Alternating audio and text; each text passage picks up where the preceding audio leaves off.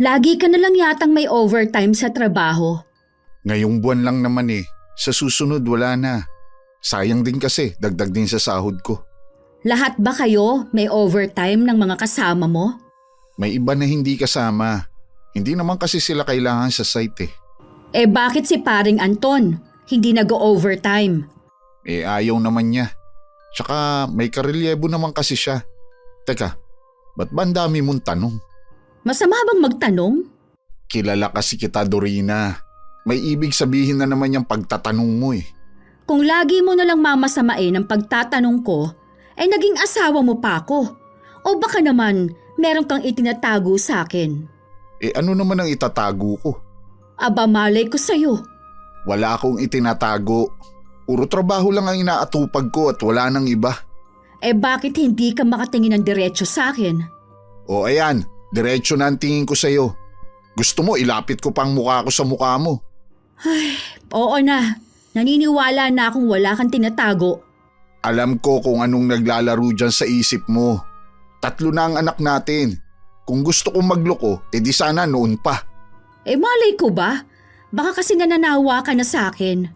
Ano ka, ulam na pagsasawaan ko? Kita mo nga si Hans.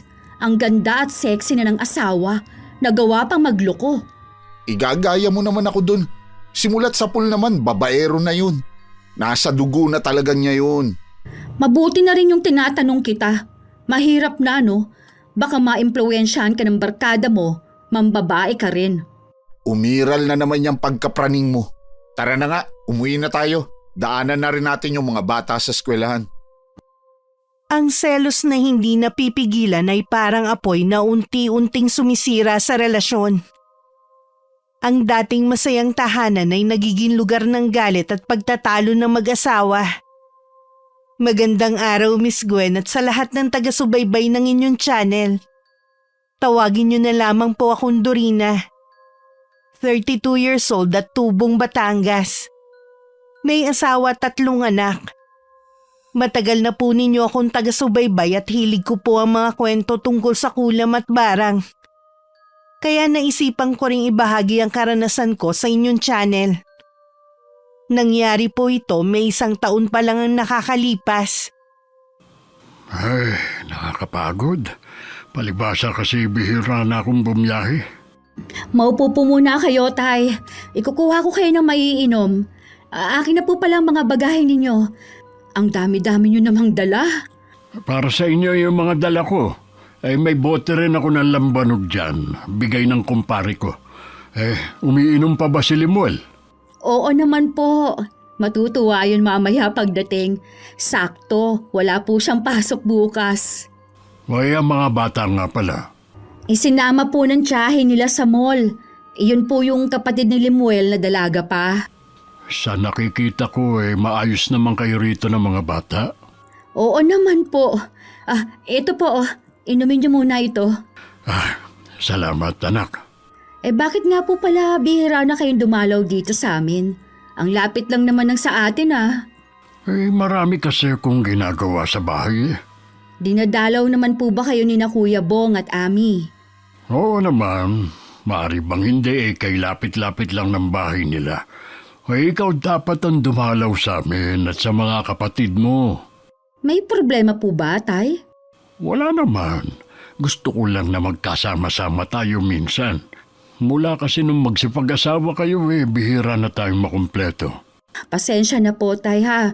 Kung nakakalimutan ko na kayo, babawi na lang po ako sa susunod. Pasensya ka na rin kung nagiging madrama ako ngayon ha. Bigla ko kasing naalala nakaraan.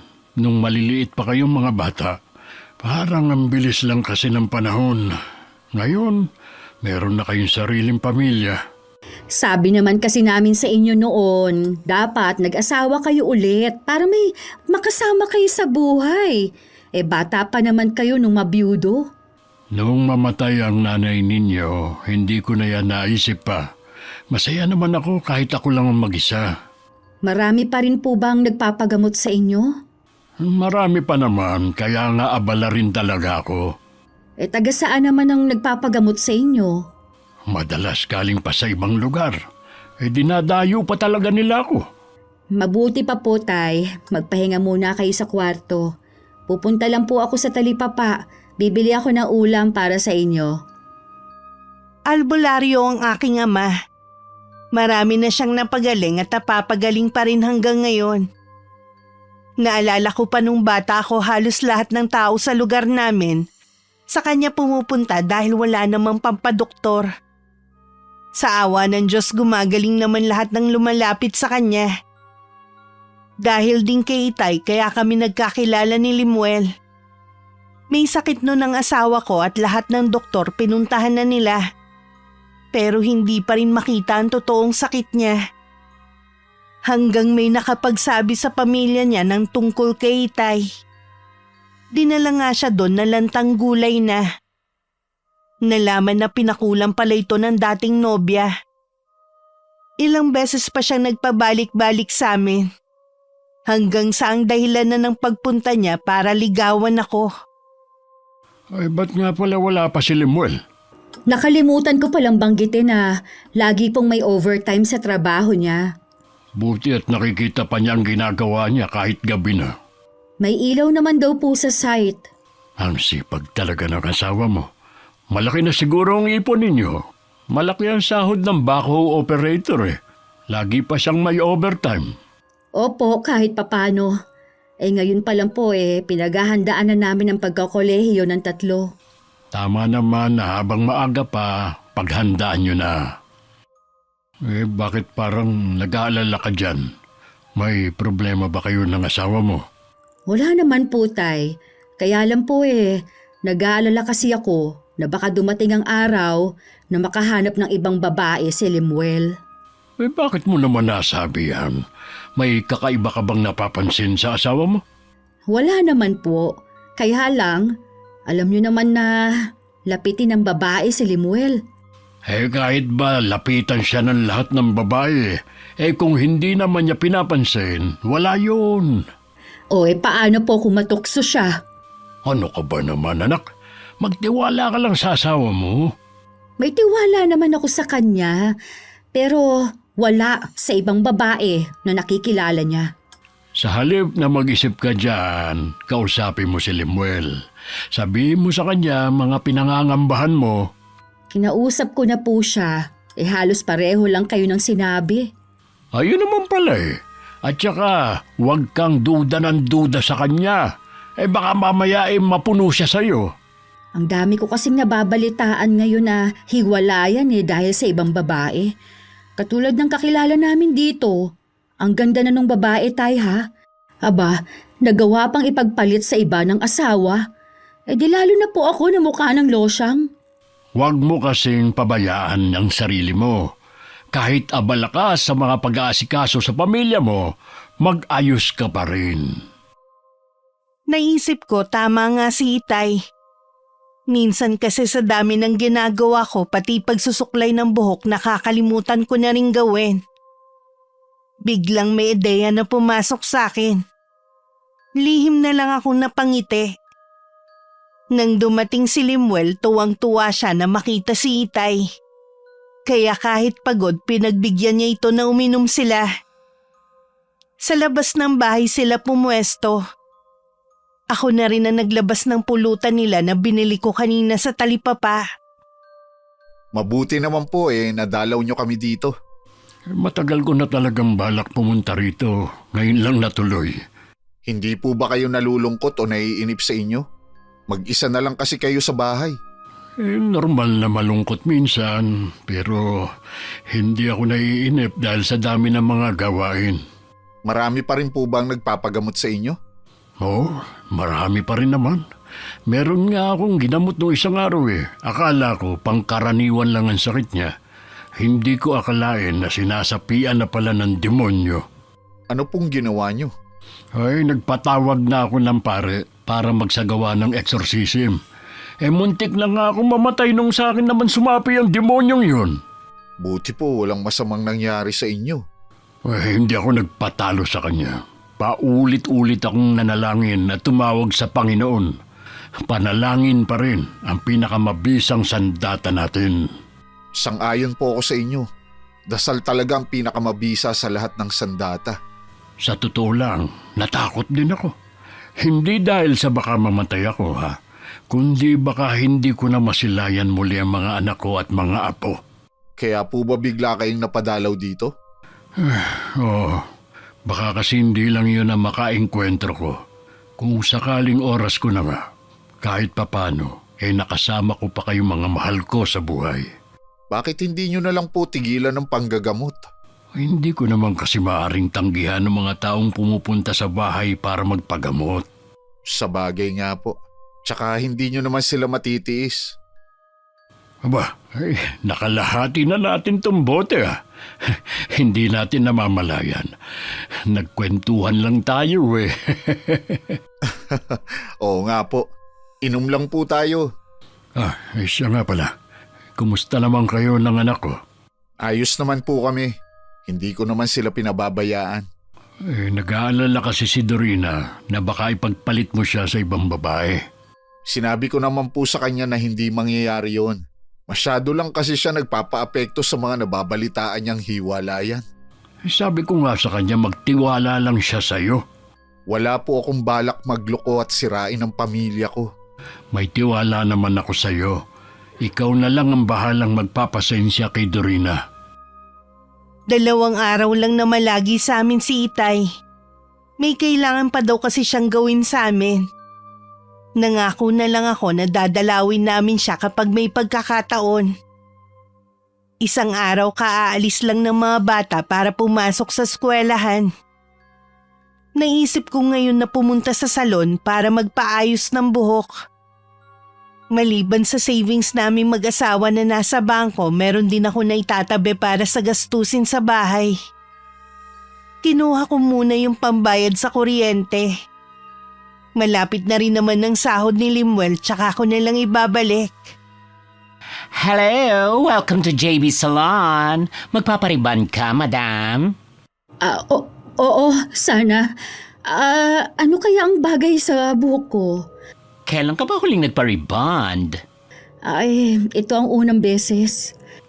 Talaga? Ay, halika madam.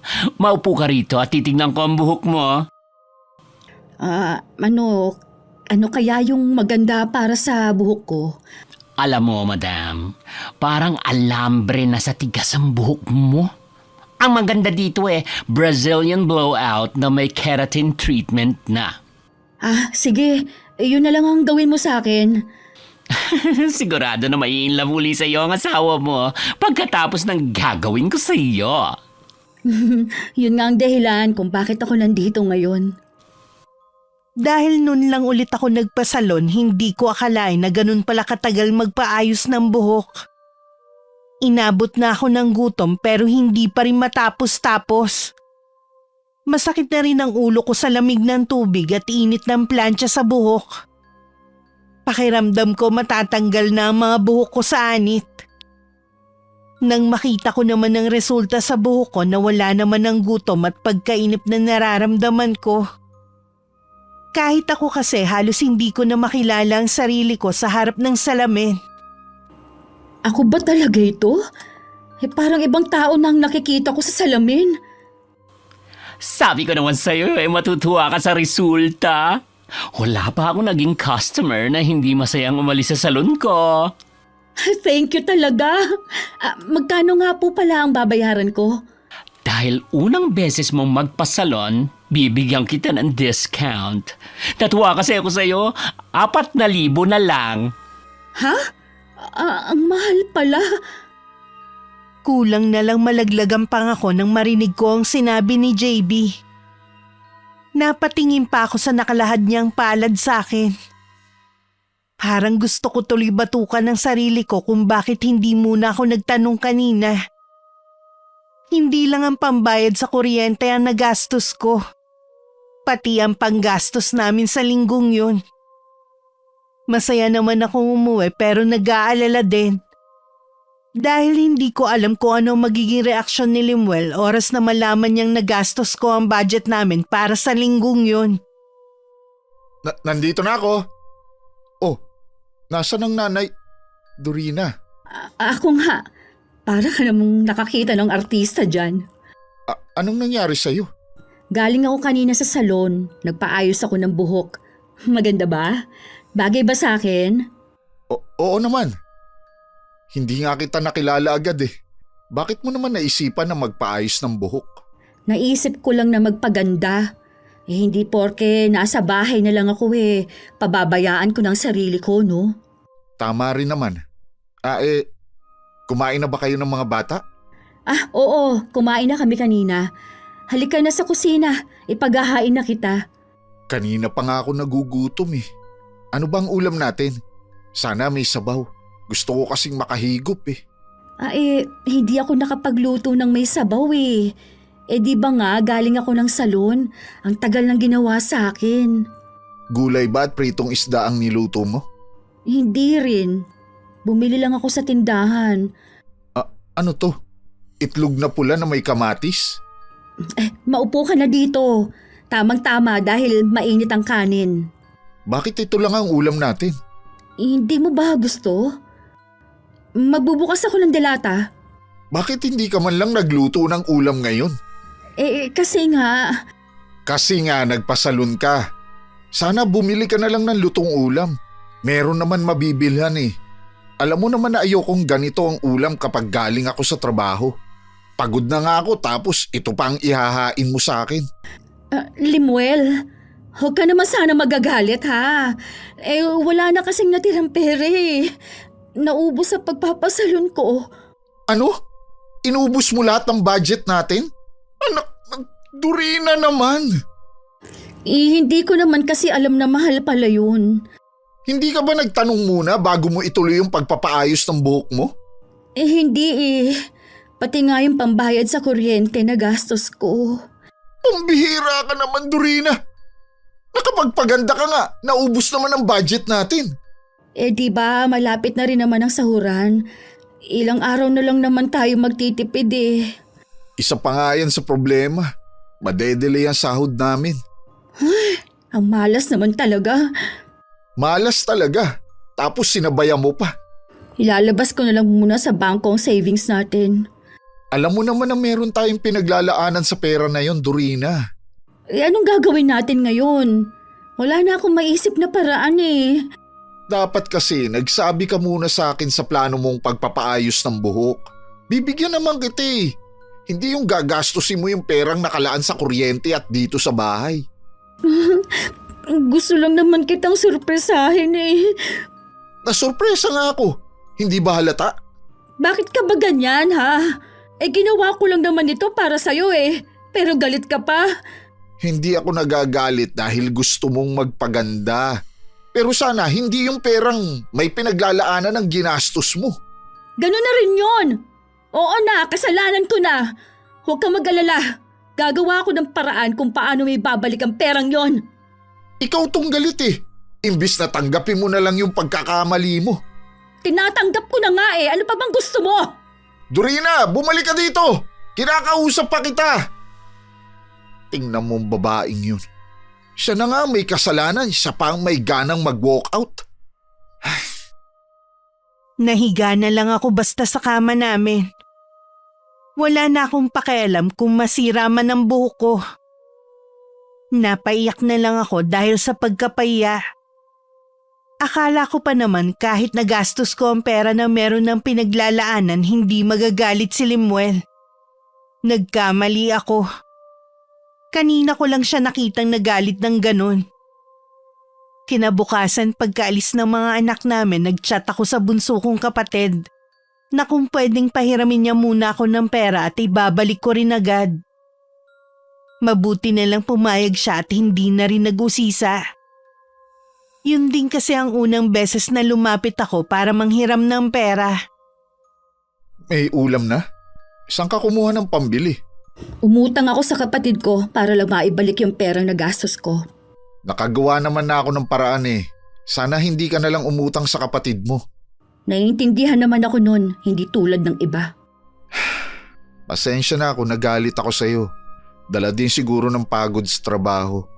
Naiintindihan naman kita eh. Pero sana maintindihan mo rin ako. Mukha lang madali ang trabaho ko dito sa bahay pero nahihirapan din ako. Kahit kailan, hindi ako nagrereklamo. Dahil kahit nakakapagod, masaya ako na pagsilbihan kayo. Alam ko naman yun eh. Hindi ko naman binabaliwala ang pagiging may bahay mo. Pero sana maisip mo kung ano ang mga priority natin. Huwag kang mag-alala. Hindi na ako magpapaganda. Hahayaan ko na lang na maging losyang ako sa paningin mo. Bahala ka na rin kung maghahanap ka ng ibang babae. Ilang beses ko nang sasabihin sa iyo na hindi ko magagawang tumingin sa iba. Kaya ka siguro biglang nagpasalon no. Hindi pa rin maalis sa isip mo na baka mambabae ako. Hindi mo ako masisisi. Sa dami ba naman ng mga malalanding babae ngayon? Kahit na maghubad pa ang mga babaeng yun sa harap ko, hindi nila ako matutokso. Sinasabi mo lang yan ngayon. Para ka namang walang tiwala niyan sa akin eh. Meron naman. Pero paano nga kung dumating ang pagkakataon na subukan ang pagsasama natin? Magtiwala ka lang sa akin.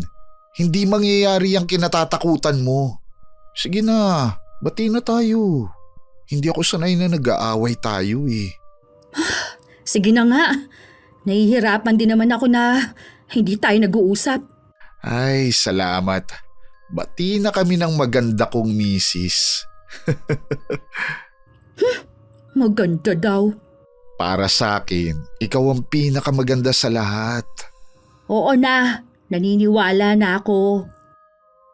Kahit nagkaayos na kami ni Limuel, hindi pa rin mawala sa isip ko ang pangamba na baka dumating ang pagkakataon na makahanap siya ng mas bata at mas maganda sa akin.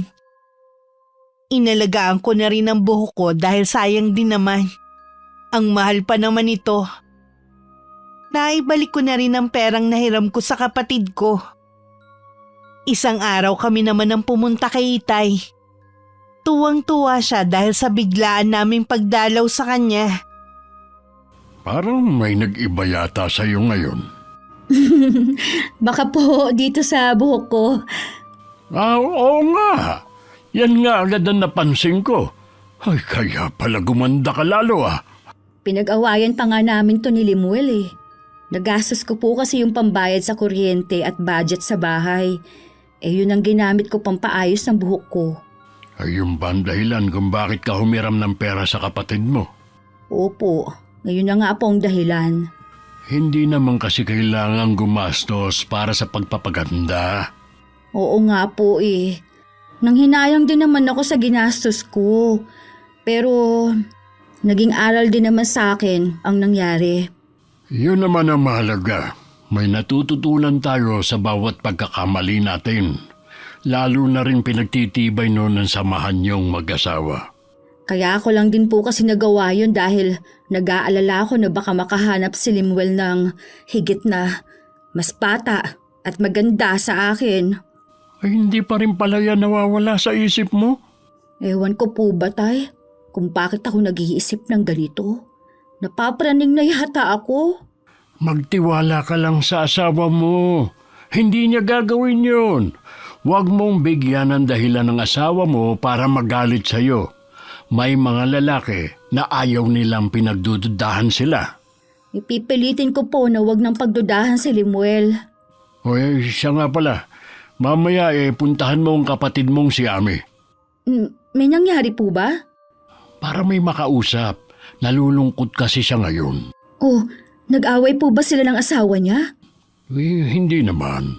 Mabait ang bayaw mo at lagi siyang iniintindi. Kung ganun po, anong problema? Nagpa-check up kasi silang mag-asawa. Nagtataka kasi sila kung bakit hindi pa sila nakakabuo.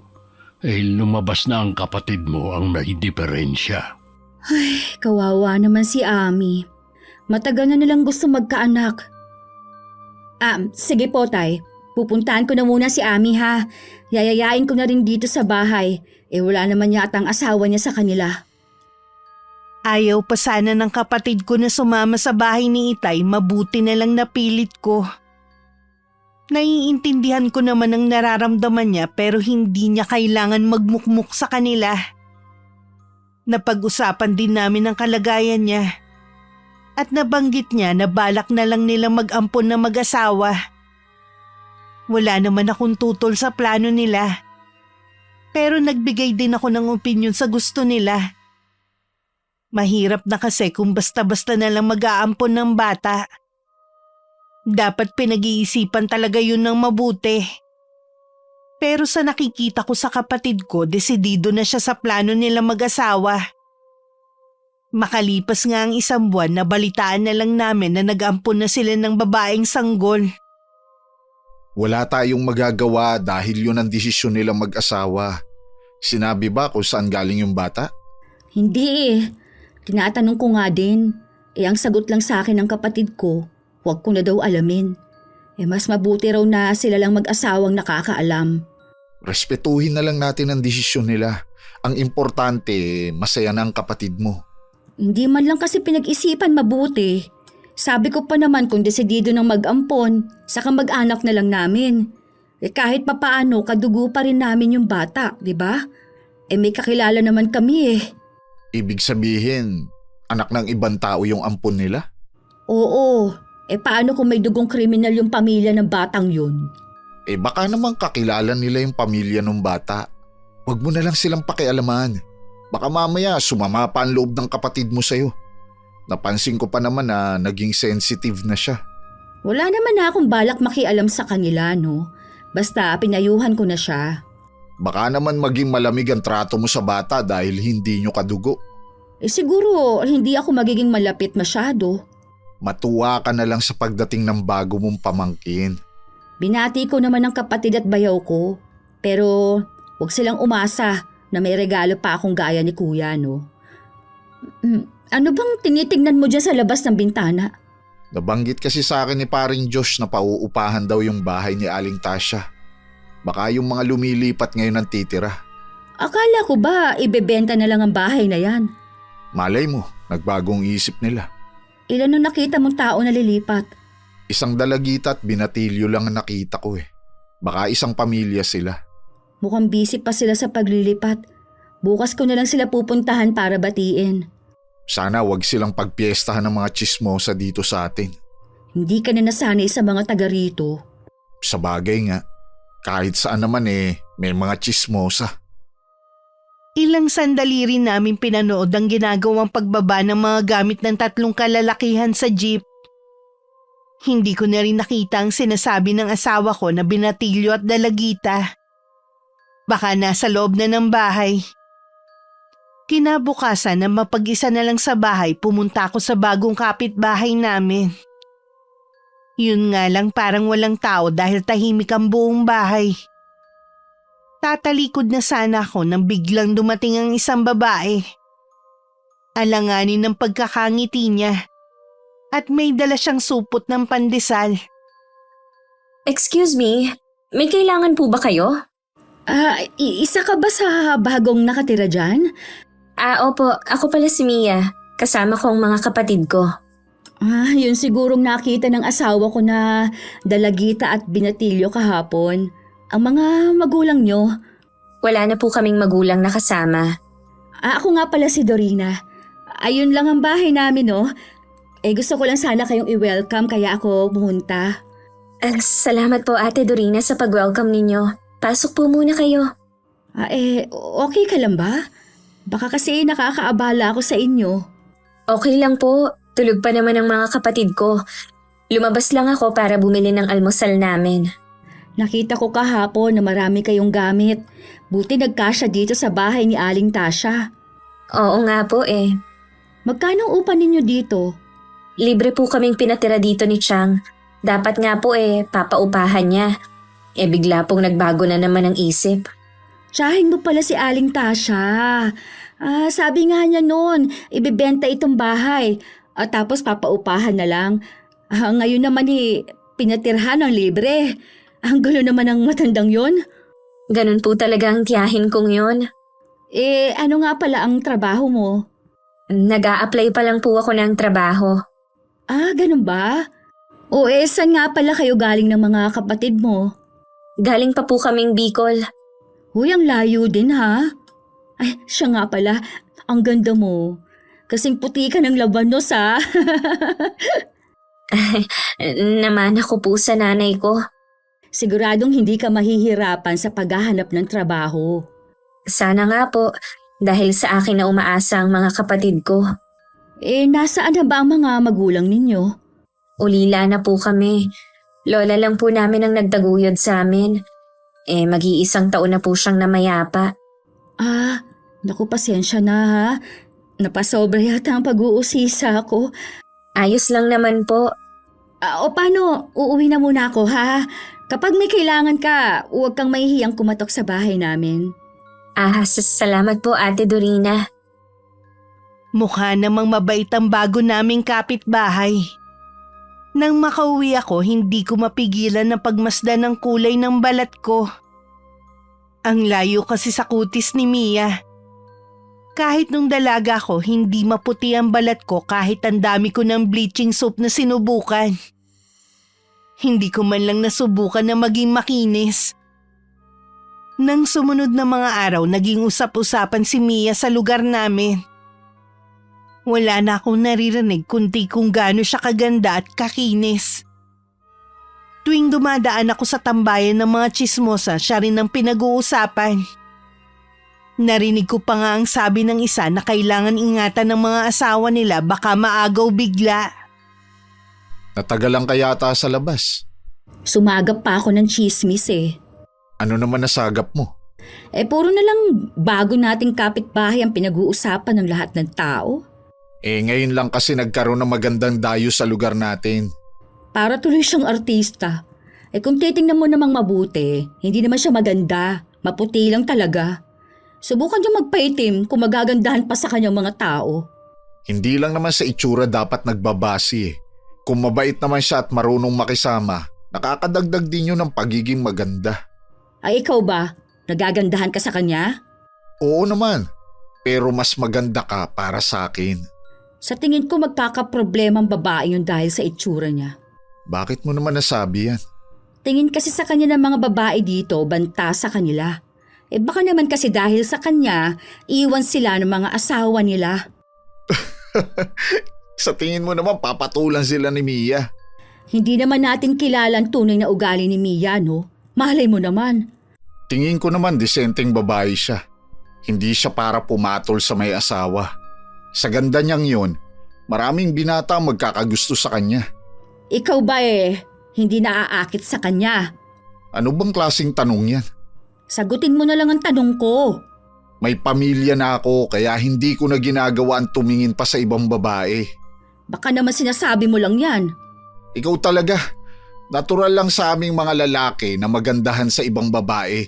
Pero hindi ibig sabihin na naaakit kami. Teka nga muna. Huwag mo sabihin na nagseselos ka na naman. Hindi no? Bakit naman ako magsiselos? Iyang mga pagtatanong mo kasi, parang naghahanap ka ng away. Ikaw lang ang nag-iisip niyan. Maayos ang pagsasama natin.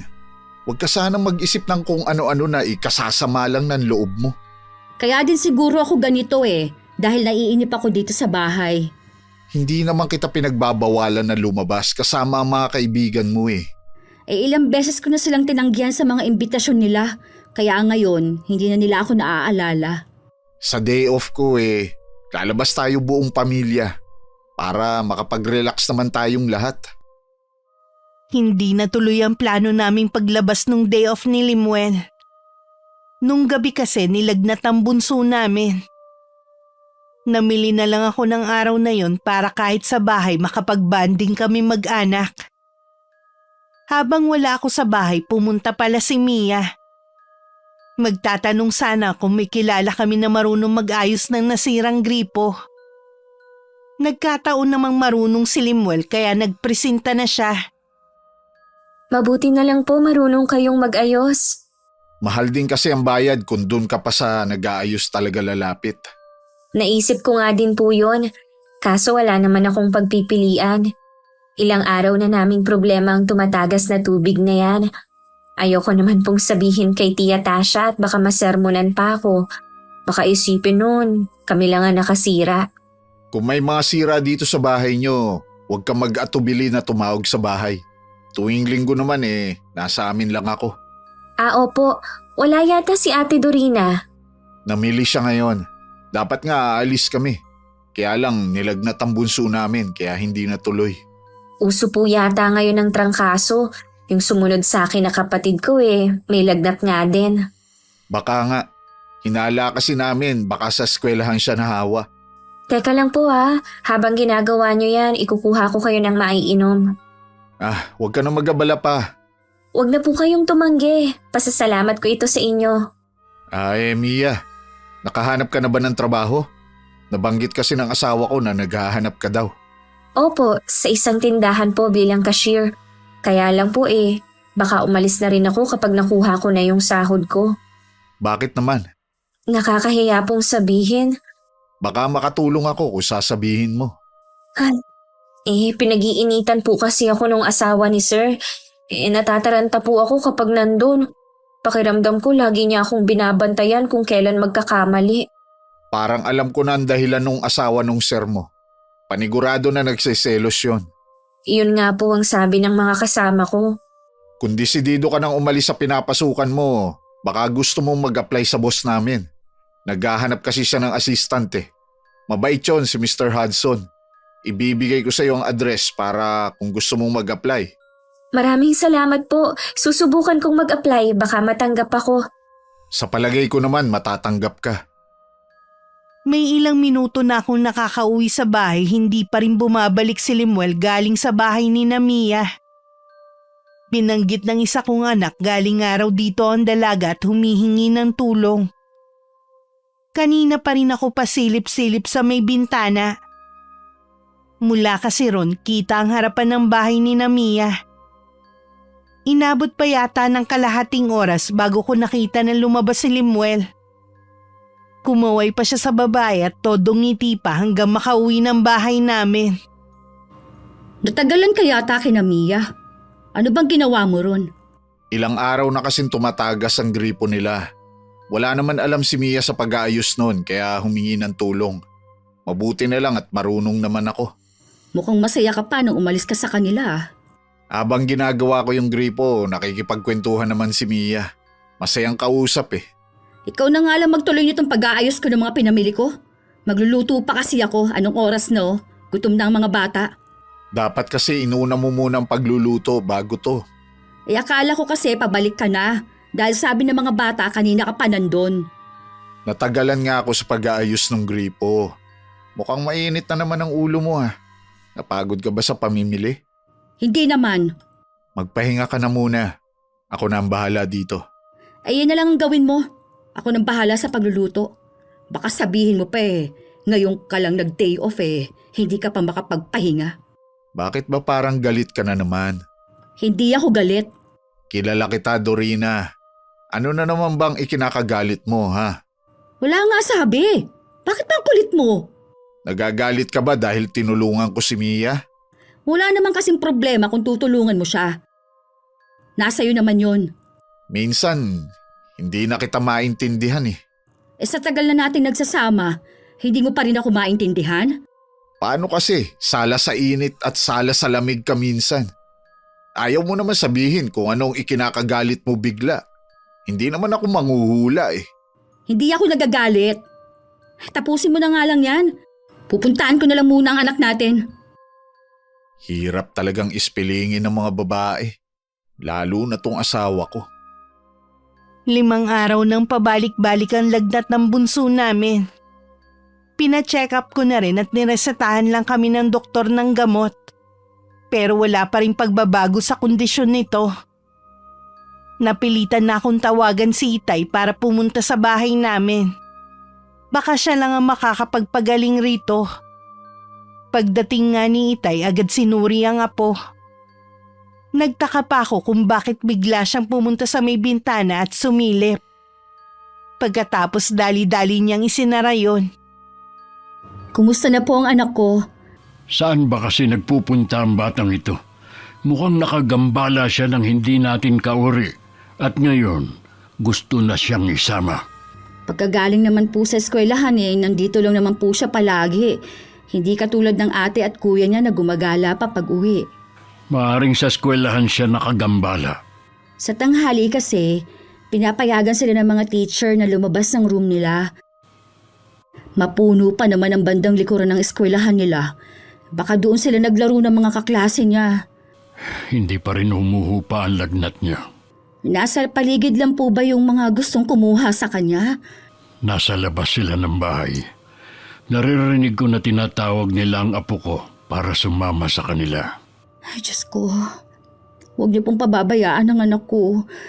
Patawarin ninyo ako kung naging pabaya akong ina. Wala kang kasalanan. Hindi naman 24 oras mong mababantayan ang mga anak mo, lalo na kapag nasa eskwelahan. Dapat nung unang araw pa lang na nilagnat, tinawagan ko na sana kayo eh. Hindi mo naman kasi alam eh. Ginawa mo naman lahat para gumaling ang anak mo. At saka ngayon lang naman nangyari to eh. Anak, huwag kang sasama sa kanila ha, kahit anong mangyari. Huwag mo silang pakinggan. Malalim ang tulog niya. Hindi kanya naririnig. Mabuti pa, intindihin mo muna ang dalawa mong anak.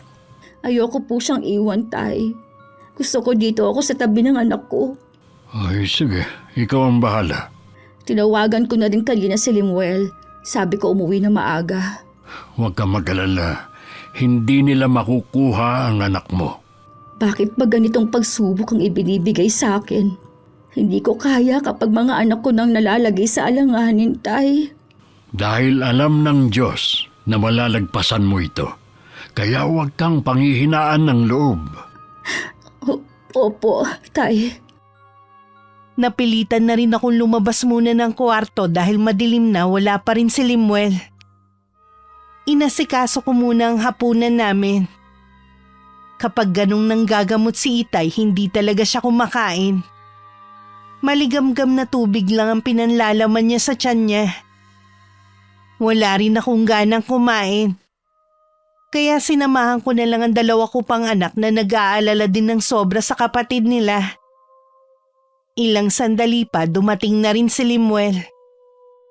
Pasensya na, ngayon lang ako dumating. Hindi mo ba nabasa ang chat ko? Nabasa naman. Kasi hinintay ko na rin si Mia para sabay na kaming umuwi. Sabay kayo umuwi ni Mia? Ngayon kasi ang unang araw niya sa trabaho eh. Hindi pa niya kabisado ang pag-uwi. Assistant na nga pala siya ng amo ko. Sinabihan ko kasi na subukan mag-apply. Swerte naman at tatanggap siya. Alam mo bang kanina pa ako nag-aalala sa anak natin? Kaya nga nag-chat ako sa'yo eh. Di ba nandito naman si Itay? Kaya ba parang naging panatag ka? Hindi naman sa ganon. Ano ba ang lagay ng anak natin ngayon? Si Itay ang tanungin mo, wag ako. Pasensya ka na kung ngayon lang ako nakauwi. Huwag ka nang magalit. Sana kasi pamilya ang priority mo at hindi ibang tao. Ngayon lang naman sumabay si Mia eh. Sa susunod, mamamasahin na lang siya. Mabuti naman. Hindi naman natin binili ang motor mo para kung sino-sino ang iangkas mo. Kaya ba galit ka na naman dahil sa pinasakay ko si Mia? Kapitbahay naman natin siya eh, kaya pinasabay ko na. Alam mo naman na maraming naiinis sa babaeng yun eh. Kaya inis ka na rin sa kanya. Sigurado ako na hindi pa niya ipinapakita ang tunay niyang ugali. Kung may itinatago pa siyang ibang ugali, wala naman tayong pakialam doon. Hindi naman siya nang aapak ng ibang tao eh. Ay, wag na nga natin tong pagtalunan pa. Pupuntahan ko na lang ang anak natin. Amoy usok ang buong kwarto nang pumasok si Limuel. Nilapitan niya ang anak namin at hinipo ang noo. Mainit pa rin ito at humpak na rin ang pisngi dahil hindi masyadong kumakain. Umupo siya sa dulo ng higaan. Hinintay niya munang matapos si Itay sa ginagawa nito bago nagtanong. Kumusta na po si Red? Ayos na ang lagay niya. Ay, salamat naman. Nag-aalala din ako habang nasa trabaho. Narinig ko ang pagtatalo niyo ni Dorina. Pasensya na po kayo, Tay. Minsan kasi hindi ko na maintindihan si Dorina eh. Kilala ko ang anak ko. Meron siyang pinagseselosan. Naisip ko na rin po yan.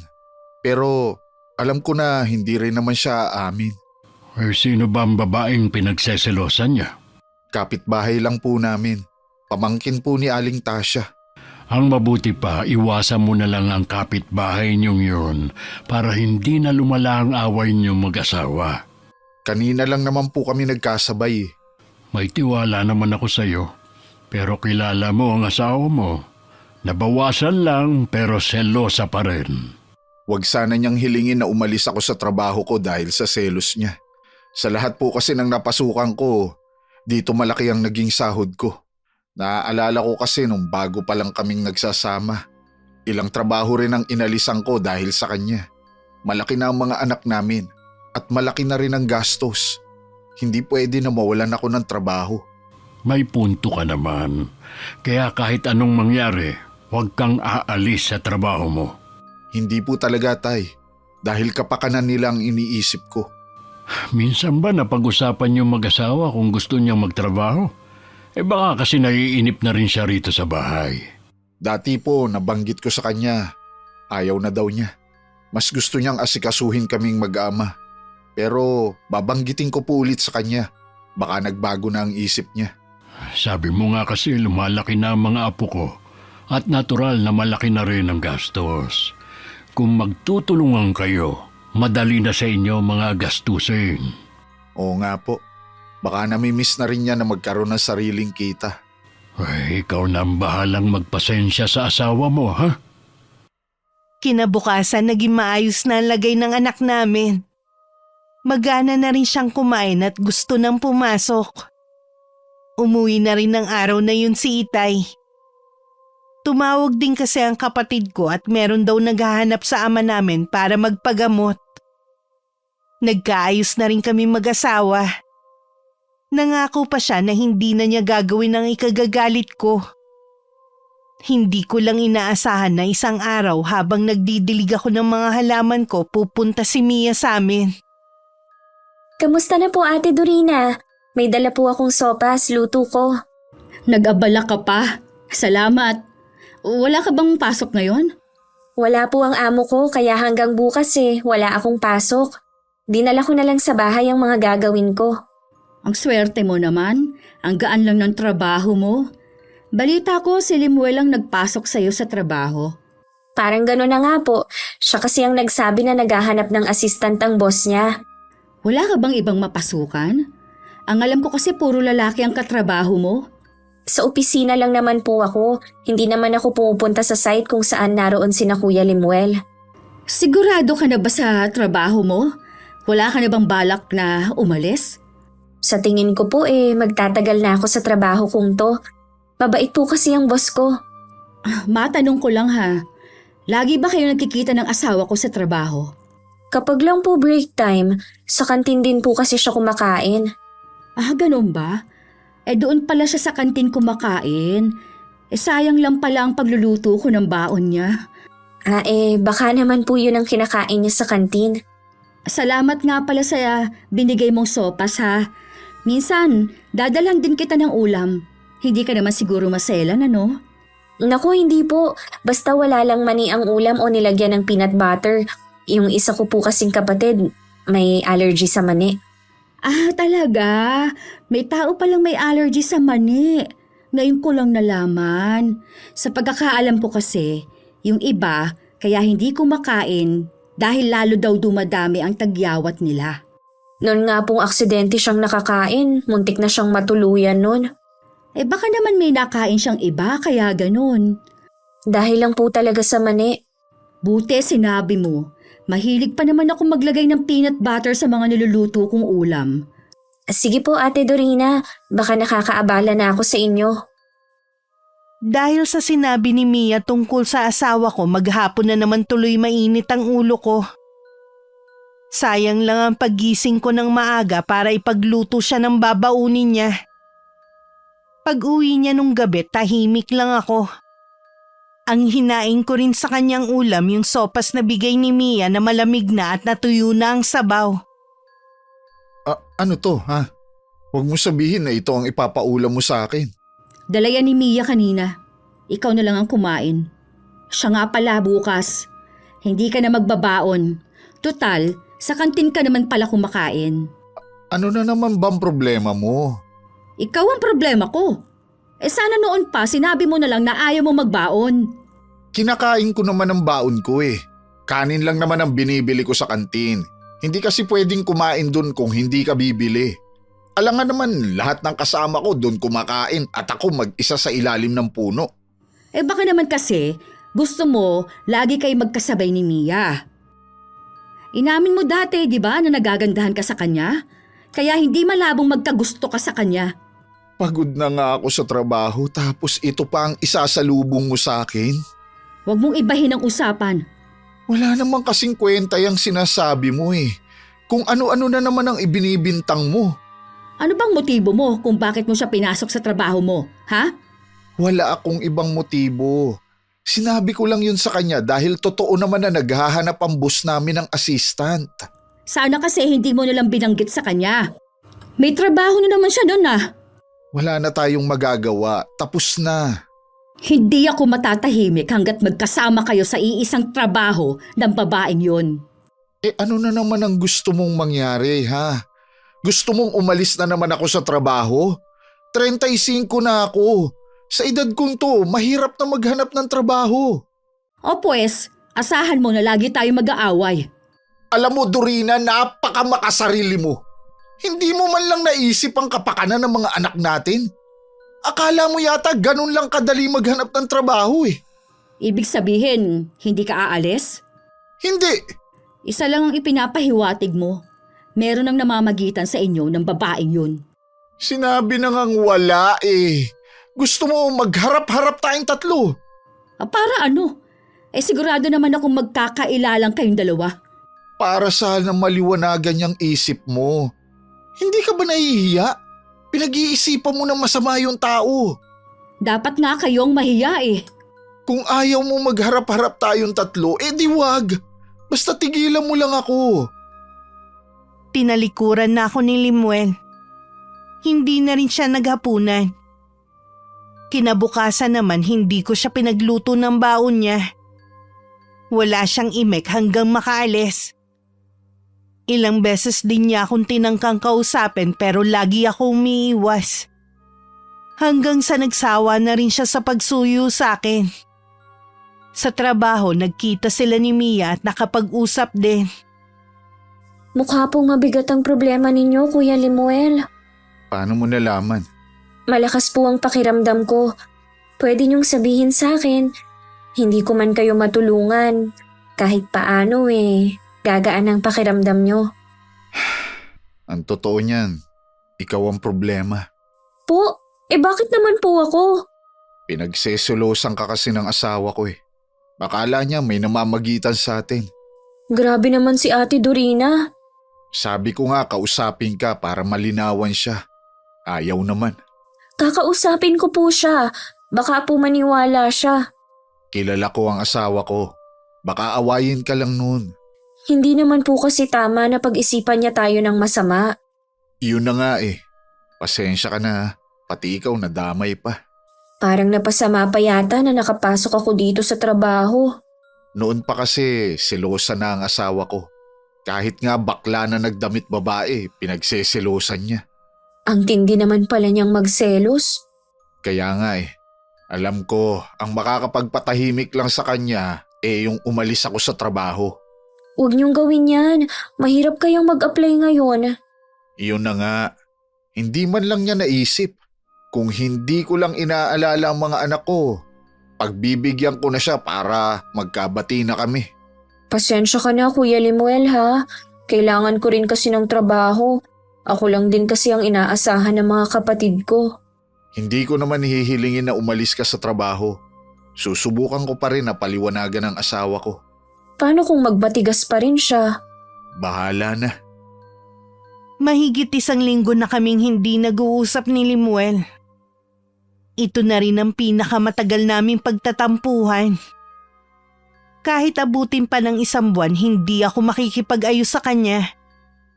Yun ang paulit-ulit kong sinasabi sa sarili ko. Day off ng asawa ko ng araw na yun. Sinama niya ang mga anak namin sa bahay ng mga magulang niya. Ang panganay lang namin na nagpaalam sa akin. Ngayon na nag-iisa ako sa bahay, ramdam ko ang lungkot at bigat ng dinadala ko. Habang nagmumuni-muni lang sa sala, biglang may kumatok. Si Mia na pagbuksan ko. Anong kailangan mo? Gusto sana kitang makausap, Ate Dorina. Okay lang ba kung papasok ako? Sige, tumuloy ka. Salamat po ate. Sabihin mo na kung ano sadya mo. Nakausap ko po pala si Kuya Lemuel. Nagsumbong na pala kaagad siya sa'yo. Ate, gusto ko lang linawin na mali kayo ng iniisip sa amin ni Kuya Lemuel. Sa tingin mo kaya maniniwala ako sa'yo? Kaya nga po ako nandito ngayon eh. Hindi ka nga pinagkakatiwalaan ng mga taga rito eh. Ako pa kaya? Hindi ko alam kung saan nanggagaling ang galit ng mga taga rito sa akin. Wala naman akong ginagawang masama. Siguro kasi nararamdaman nila na ikaw ang sisira sa samahan ng pamilya nila. Hindi niyo ako kilala para husgahan agad. Hindi kita hinuhusgahan. Wala ka pang ang ginagawa eh. May mga mag-asawa na nagkakagalit dahil sa presensya mo. Kung gusto niyo na umalis ako dito, hindi ko gagawin. Ang tigas mo rin oh. Samantalang dayo ka lang naman dito sa lugar namin. Wala naman sigurong masama kung dito namin pinili ng mga kapatid kong tumira. Kapag hindi ka pa umalis, sisirain mo lang ang pamilya ko. Wala naman akong intensyon na manira ng pamilya. Kaya nga nandito ako para makipag-ayos eh. Kayo naman kasi itong problema. Ako pa talaga ang problema.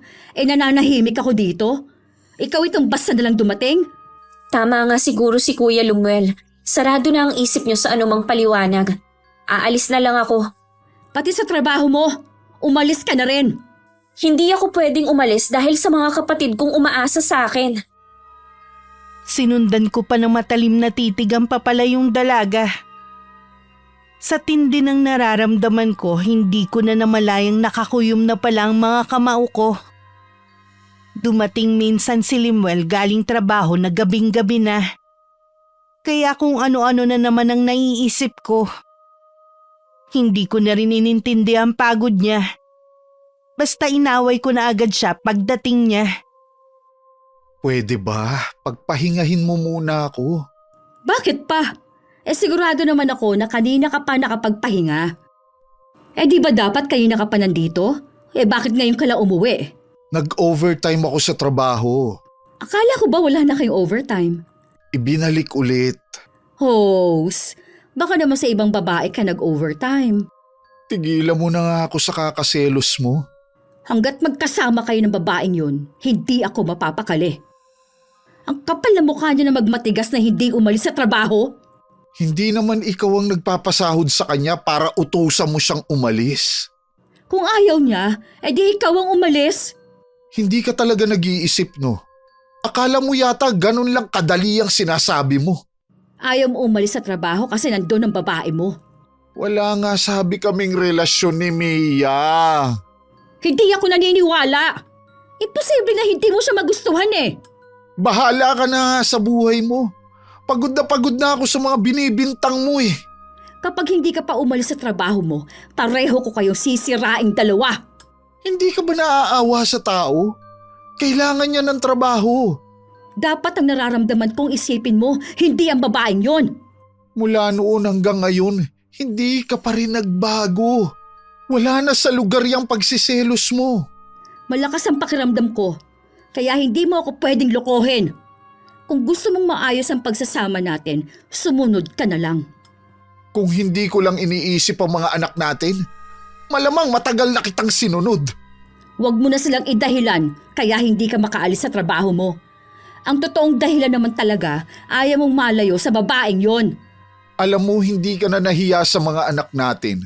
Malalaki na sila, naiintindihan na nilang nangyayari. Gusto mo na tumanim sa isip nilang lagi nating pag-aaway? Dapat ka lang mahiya sa kanila dahil sa mga pinaggagawa mo. Oras na pinilit mo kong umalis sa trabaho ko, hindi ako ang maghahanap ng panibagong papasukan. Ikaw ang magtatrabaho at ako ang mag-aasikaso sa mga anak natin. Para malaman mo ang pakiramdam na nagtatrabaho para sa pamilya. Habang dumadaan ang mga araw, lalo pang lumalala ang away namin mag-asawa. Sa galit ko, siniraan ko si Mia sa lugar namin na nilalandi niya ang asawa ko. Mas lalo tuloy naging masama ang tingin sa kanya ng mga tao. Nakarating din yun kay Aling Tasha. Kinausap niya ang pamangkin tungkol sa kumakalat na balita at pagkatapos kinumpronta naman ako. Kahit matanda na, matalas pa rin ang dila niya. Kilala kasi ang matandang babae sa pagiging taklesa. Yang pamangkin ninyo ang pagsabihan ninyo at hindi ako. Wala ka namang ebidensya sa mga paratang mo kay Mia. Sinabihan mo pa siyang dayo. Pareho lang naman kayong dayo. Hindi ka naman taga rito sa lugar namin kundi si Limuel. Asawa na po ako ni Limuel, kaya taga rito na rin ako. Tumigil ka na nga sa pagkakalat mo ng malisyosang balita. Dahil kung hindi, tayo ang maghaharap sa barangay. Kilala mo ko na hindi umaatras. Pues sabihan ninyo ang pamangkin ninyo na umalis na sa trabaho. Tigilan na niya ang asawa ko. Huwag niyang sirain ang pamilya ko. Di magpakita ka sa akin ng kahit isang ebidensya lang, ako mismo ang magpapabalik sa probinsya sa pamangkin ko. Maghintay lang kayo at magpapakita ako ng ginagawa ng pamangkin ninyo. Puro ka lang naman salita Sa totoo lang, ikaw ang sumisira sa pamilya mo. Mabait lang talaga si Limuel kaya hindi ka pa niya iniiwan. Nasabi na ninyo mga dapat ninyong sabihin. Makakaalis na kayo. Binabalaan kita, Dorina. Tigilan mo si Mia. Huwag niyo akong tinatakot sa mismong pamamahay ko. Dahil kahit matanda kayo, hindi ko kayo uurungan. Ilugar mo yung pagiging matapang at selosa mo.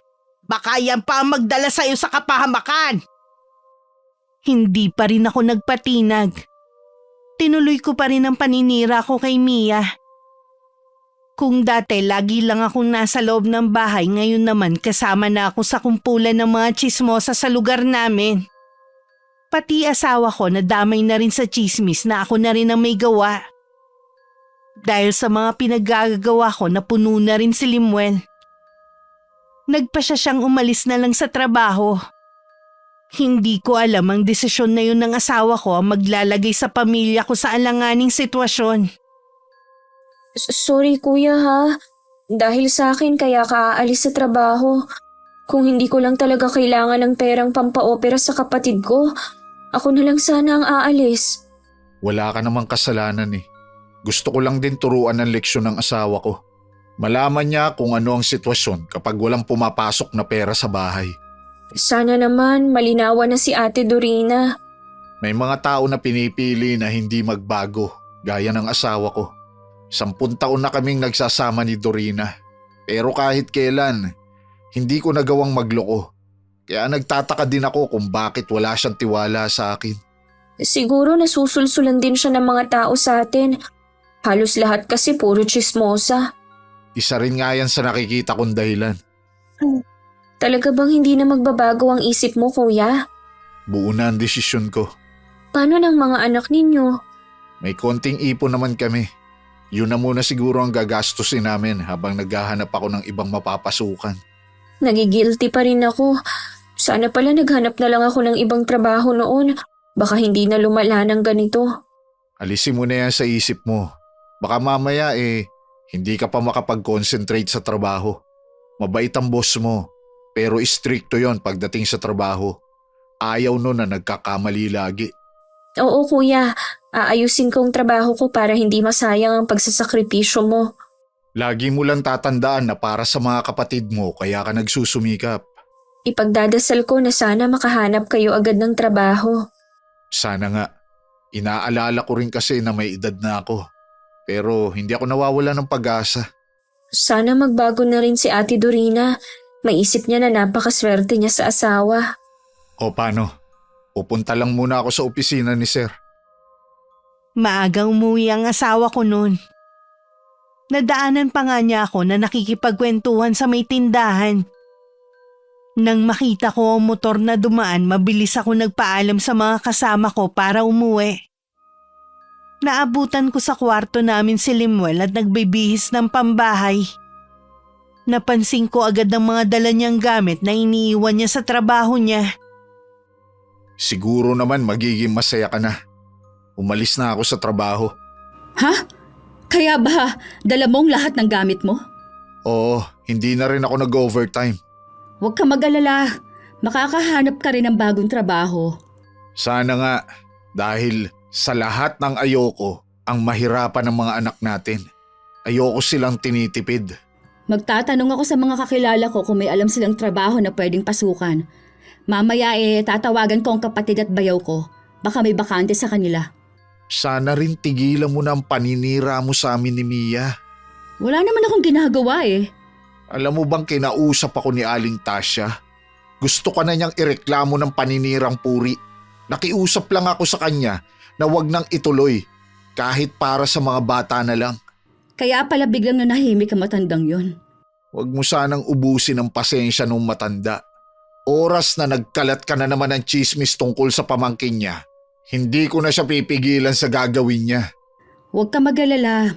Ngayon na hindi na kayo magkasama sa trabaho, wala na akong pakialam sa Mia na yon. Ay, salamat naman kung ganun. Limuel, sana naman ayusin na natin ang pagsasama natin.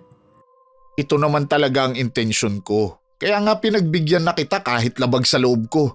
Para manahimik na lang ang bahay na to. Sinunod kong gusto mo. Huwag ka mag-alala. Babalik na sa dati ang lahat. Aasikasuhin na ulit kita. Sige, pupuntahan ko lang muna ang mga bata. Isusunod ko na lang ang kape mo. Sabi niya hindi ako matitiis ng asawa ko. Nanumbalik na ulit ang samahan namin mag-asawa. May pagkakataon lang na minsan nakikita ko na malalim ang iniisip ni Limuel. Hindi ko alam kung dahil ba wala pa rin siyang nahahanap na trabaho. Mahigit 1 buwan na rin pala mula nang umalis siya sa trabaho niya. Tinawagan ko na rin ang kapatid ko at bayaw pero may age limit daw kasi sa kanila. Ganun din ang sinasabi ng mga kakilala ko. Nagtataka nga rin sila kung bakit umalis pa ang asawa ko sa trabaho niya, malaki naman ang sahod. Hindi ko naman masabi na ako ang dahilan. Kailangan na nating magtipid muna. Malapit na kasing maubos ang ipon natin sa bangko. Ha? Ay akala ko ba para yun sa pag-aaral ng mga bata? Kung hindi ko kukunin yun, wala na tayong panggastos. Ay kumusta na nga pala yung mga inaplayan mo? Hindi na ako umaasa na tatawagan pa nila ako. Mas marami akong kasabayan na nag-apply na mas bata at mahusay din naman. Kaya sigurado na sila ang tatawagan kesa sa akin. Sunod-sunod pa naman ang bayarin sa eskwelahan ngayon. May field trip pa ang mga bata. Pasamahin mo sila. Yan na nga lang ang kaligayahan ng mga bata eh. Tsaka sanay sila sa taon-taon, lagi silang kasama. Kung wag ko na lang kaya sila pasamahin. Sabi mo kasi kailangan natin magtipid. Pero hindi sa pangangailangan ng mga anak natin. Ang hirap naman ng ganito na kailangan magtipid. Siguradong maninibagong mga bata. Wala tayong magagawa kundi maghigpit muna ng sinturon. Mahirap talaga kapag walang trabaho. Malay mo naman sa sunod na araw meron ka na makita. Paano kung wala pa rin? Huwag ka kasing nega dyan. Basta ipagdasal mo na magkakaroon ka na ng trabaho. Lumipas ang mga araw na wala pa rin nahahanap na trabaho si Limuel. Napansin ko ring hindi na siya naghahanap. Ako ang sumasakit ang ulo dahil sa sunod-sunod na dumarating na bayarin. Gusto pa niyang unahin ang mga gastusin ng mga bata. Lalo ako nanlumo nang makita na ubos na ang ipon namin. Sa kagustuhan kong hindi ipaalam sa pamilya ko ang kalagayan namin, sa ibang tao ako nangutang. Isang araw habang ako lang ang naiwan sa bahay, dumating naman si Mia. Ang laki na ng pinagbago niya. Mas lalo kasi siyang gumanda at kuminis. Anong ginagawa mo dito? Birthday po kasi ng kapatid ko, kaya nagdala ako ng pagkain. Ang lakas naman ng loob mo na magpakita pa dito. Ate, sana naman huwag ka nang magalit. Nasunod na naman ang gusto mo eh. Nasunod nga. Hirap naman kami ngayon kasi umalis sa trabaho ang asawa ko dahil sa'yo. Huwag mo naman sana akong sisihin. Ikaw tong gustong umalis sa trabaho si Kuya Limuel. Sinabihan ka naman niya na mahirap ang maghanap ngayon ng bagong papasukan. Kahit ano pa ang sabihin mo, ikaw ang punot dulo ng lahat ng ito. Baka meron akong maitulong sa'yo. Sabihin mo lang ate. Naaawa kasi ako sa mga anak mo. Naaalala ko sa kanila mga kapatid ko. Wala kang maitutulong sa amin. Ikaw ang nagdala ng kamalasan sa buhay namin.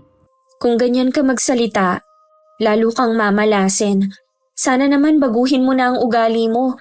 Hindi mo ba alam na napakaswerte mo dahil mabait ang asawa mo? Pwede ba? Umalis ka na lang. Lalo mo lang sinisira ang araw ko eh.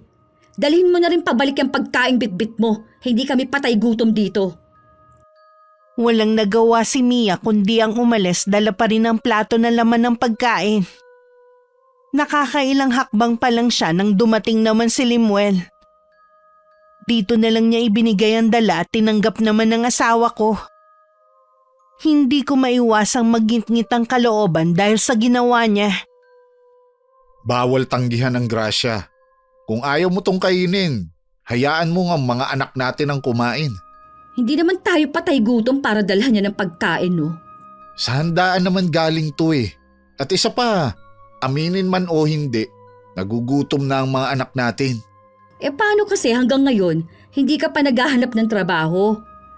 Tinatamad ka na nga yata eh. Tinatamad na talaga ako eh.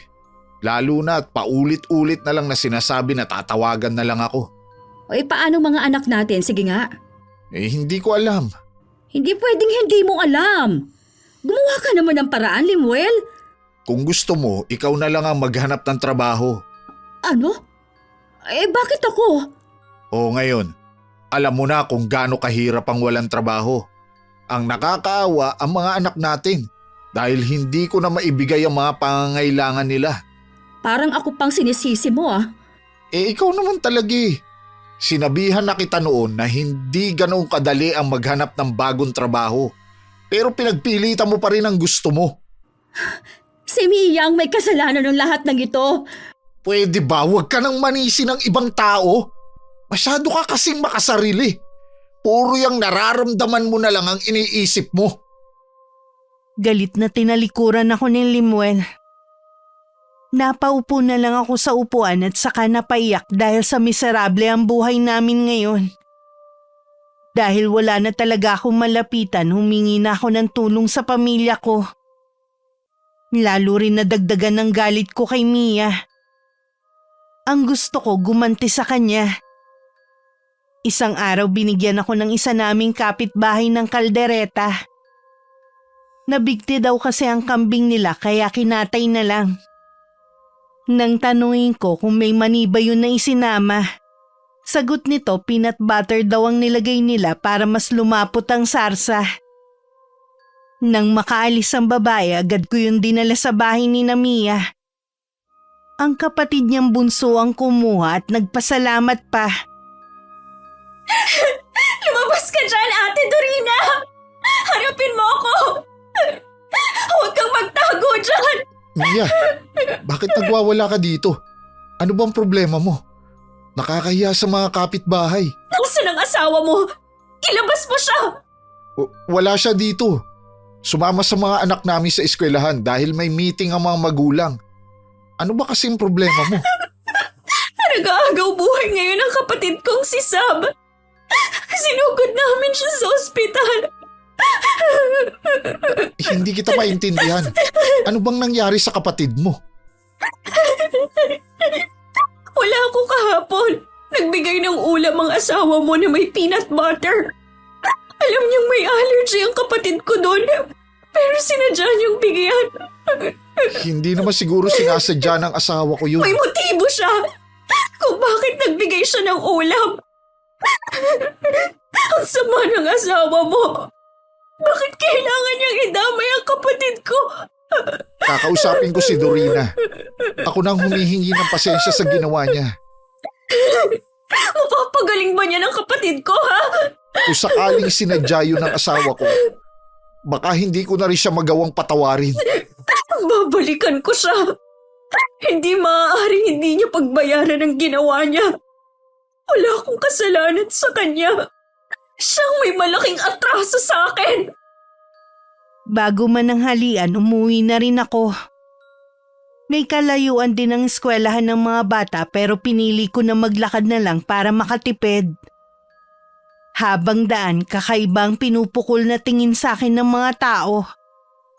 Kumaway pa nga ako sa mga katsismisan ko pero hindi nila ako pinansin.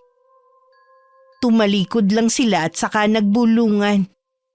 Pagdating sa bahay, galit agad ang isinalubong sa akin ni Limuel. Kung nagagalit ka dahil ngayon lang ako, naglakad lang kasi ako. Hindi yun ang ikinagagalit ko! Eh ano pala?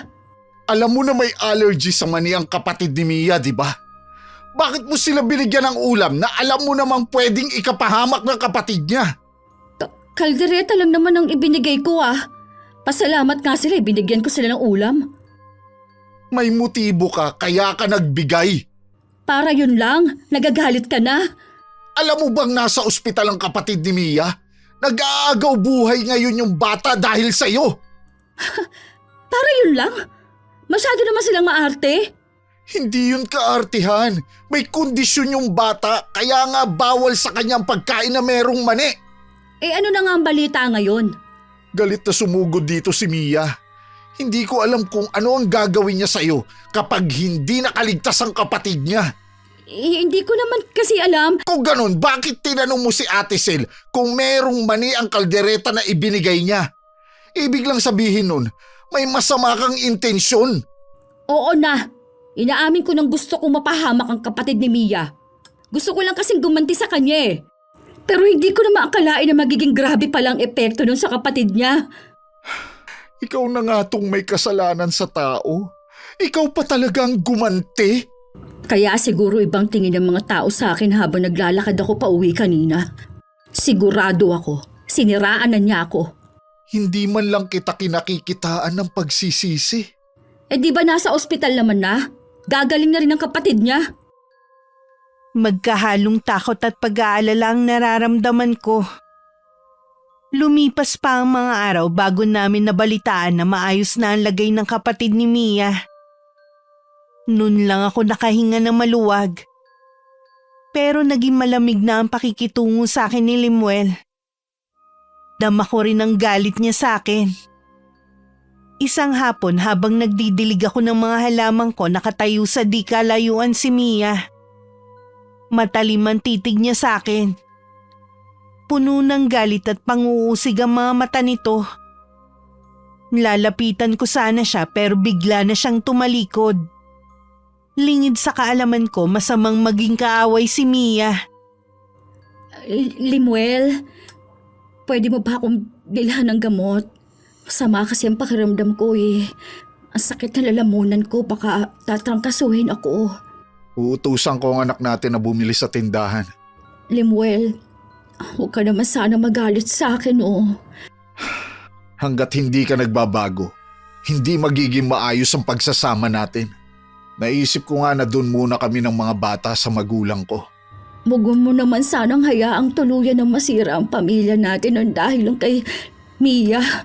Huwag mo nang idamay ang ibang tao. Aminin mo na ikaw ang problema. Limuel, sakit ng ulo ko. Parang mabibiyak sa sakit. Mahiga ka na muna at hihilutin ko ang ulo mo. Kukunin ko lang ang langis. Pinahiga na lang muna ako ni Limuel sa kama at saka siya lumabas ng kwarto namin. Hindi naman siya nagtagal. Pagbalik niya, kulang na lang matumba siya sa gulat. Nanlalaki rin ang mga mata niya at para na siyang hindi makagalaw sa kinatatayuan niya. Anong problema? Bakit ganyan ang itsura mo? Sa palagay ko, kailangan natin ng itay mo. Anong ibig mong sabihin? Tumingin ka sa salamin. Ano bang meron? Bakit kailangan kong... Ano nangyari sa mukha ko? Bakit nabagalang ganito? Hindi ko alam. Kanina wala naman yan eh. Hindi kaya nabati ako? Ha? Si tatay lang ang makakapagpagaling sa akin. Tawagan mo siya, Limuel. Tatawagan ko na siya. Mahiga ka na ulit. Para buong mukha ako mabibiyak sa matinding sakit. May isang oras din bago dumating si Itay. Mas namagana ng husto ang mukha ko. May dugo na ring lumalabas sa ilong ko. Sinuri agad ako ni Itay. Pareho pa kami nagulat ni Limuel sa sagot niya. Tama ang narinig niyo. May kumukulam sa iyo, anak. Matindi ang galit niya sa iyo. Iisang tao lang naman pong may galit sa akin eh. Walang iba kundi si Mia. Pupuntahan ko siya at magmamakaawa na tigilan na niya ang pagpapahirap sa iyo. Ganun ba talaga katinding galit niya sa akin para kulamin?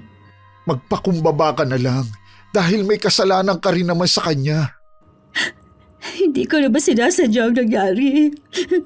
Siya ba ang babaeng pinagseselosan mo? Opo, Tay. Dahil sa wala namang basehan na pagseselos mo, nasagasaan mo ang isang mangkukulam. Hindi ko naman po alam na mangkukulam ang babae yun eh. Tama ang asawa mo. Matuto kang magpakumbaba. Lalo na ikaw naman ang may kasalanan. Opo, Tay. Pagalingin niyo na po ako. Pakiramdam ko, anumang sandali makahati ng mukha ko eh. Limuel, bantayan mo ang asawa mo. Ako ang makikipag-usap sa babaeng yun. Sigurado po ba kayo? Tumango lang si Itay tapos lumabas na siya ng bahay. Nang kami na lang ni Limuel ang naiwan, mas lalong tumindi ang sakit na nararamdaman ko sa mukha ko. Maliban sa sakit, para yung sinisilaban sa tindi ng init na nararamdaman ko. Samantala, nasa labas naman ng pinto ng bahay ni Mia si Itay. Ilang sandali pa lumabas ang dalaga. Ay, hindi ako kaaway, Iha. Nandito ako para pakiusapan ka. Natigilan mo na si Dorina. Naging mabuti ako sa kanya. Tapos dahil sa selos niya, muntik pa niyang patayin ang kapatid ko. Alam ko na nawala sa katwiran ng anak ko. Ako na ang humihingi ng kapatawaran sa ginawa niya. Dapat lang sa kanya ang magdusa. Kung hindi mo babawiin ang ginawa mo, mapipilitan akong labanan ka at ibalik sa iyo ang ginawa mo sa anak ko. Kung babawiin ko ba, magbabago na siya? Walang kasiguruhan. Pero kapag may ginawa na naman siyang makakasakit sa kapwa niya, kahit matanda na siya, kakastiguhin ko pa rin siya. Hindi ko kukonsintihin ang mga mali niyang ginagawa. Hindi ako likas na masama. Nadala lang ako ng galit ko. Alam ko. Kaya nga nandito ako para kausapin ka. Gusto ko lang mamuhay ng tahimik kasama ng mga kapatid ko. Babawiin ko na po. Patawarin niyo ako sa ginawa ko. Maraming salamat sa iyo, Iha. Akala ko yun na talaga ang katapusan ko. Nagpapaalam na nga ako sa mag-aama ko. Nang bigla na lang nawala ang kirot at nawala na rin ang pamamaga ng buong mukha ko. Panay pasasalamat ko sa may kapal dahil hindi niya ako pinabayaan. Magaling ka na. Salamat naman. Akala ko talaga mamamatay na ako. Hindi ko alam kung anong mangyayari sa amin ng mga bata kung mawawala ka sa amin. Patawarin mo ako ha. Dahil sa akin, nawalan ka ng trabaho. Ang dami kong kapalpakan na ginawa. Nagbayad ka na sa mga nagawa mo. Huwag mo na lang uulitin. Hindi na ulit ako magiging makasarili. Gusto ko sanang makausap si Mia para personal na makahingi ng tawad. Pero sabi ng kapitbahay niya, lumipat na sila ng bahay. Walang nakakaalam kung saan. Matuloy na lumipas ang 1 buwan. Wala na kaming balita pa kay Mia. Hinayaan ko na lang. Ang mahalaga, hindi na niya kami ginambala. Nangako na rin ako kay Limuel at kay Itay na hindi ko na ulit gagawin ang mga ginawa ko. Magiging mabuti na akong asawa. Sa totoo lang natakot talaga ako ng husto sa nangyari sa akin. Hindi ko kasi akalain na magiging biktima ako ng kulam. Kaya sa mga kagaya ko na wala na sa lugar ang pagsiselos, 1,000 beses niyong isipin na baka ang taong pinagseselosan niyo may lahing mangkukulam pala. Yun pa ang magdala sa inyo sa kapahamakan. Hindi lahat ng tao nabibigyan ng pangalawang pagkakataon gaya ko. Maraming salamat Miss Gwen sa pagbibigay buhay ng aking karanasan sa inyong channel. Sana magsilbi itong aral sa mga gaya kong selosa na may responsable at mabait na asawa. Wakas,